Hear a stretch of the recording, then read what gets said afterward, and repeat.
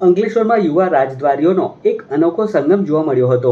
ચંદ્રબાલા Modi academy ખાતે યોજાયેલી 3 દિવસીય India's international movement for United Nations કોન્ફરન્સનું 28 જૂનના રોજ ભવ્ય સમાપન થયું હતું.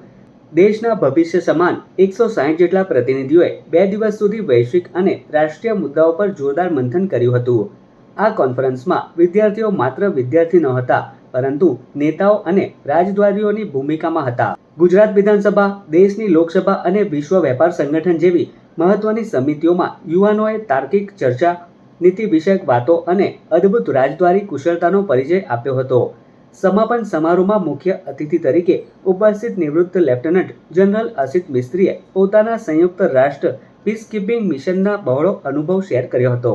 તેઓએ લાઇબેરિયા અને દક્ષિણ સુદાનના કિસ્સાઓ સાથે યુએનની કામગીરી સમજાવી હતી. તો બીજી તરફ ભારતમાં વેટરનરી માઇકોલોજીના પિતા ગણાતા પદ્મશ્રી ડોક્ટર મહેન્દ્ર પાલે યુવાનોને હંમેશા જિજ્ઞાસુ રહેવા અને દુનિયાને અન્વેષણ કરવાની પ્રેરણા આપી હતી. આ સફળ આયોજન પાછળ ભારતભરમાંથી અંકલેશ્વર આવેલી 16 થી 20 વર્ષના યુવાનોની કોર ટીમનો મોટો હાથ હતો. Senior director Aishwarya Manojkumar, assistant director Tanmay Shivekar અને સેક્રેટરી સભ્યો ગૌરી, પ્રિયાંશુ, પ્રજ્વલ તેમજ પ્રથમનું ચંદ્રબાલા મોદી એકેડમીના આચાર્ય દ્વારા વિશેષ બહુમાન કરવામાં આવ્યું હતું. કાર્યક્રમના અંતે તમામ સમિતિઓના વિજેતાઓની જાહેરાત કરાઈ હતી, જેમાં શાનદાર પ્રદર્શન સાથે ચંદ્રબાલા મોદી એકેડમીએ બેસ્ટ સ્કૂલ ડેલિગેશનનો ખિતાબ પોતાના નામે કર્યો હતો.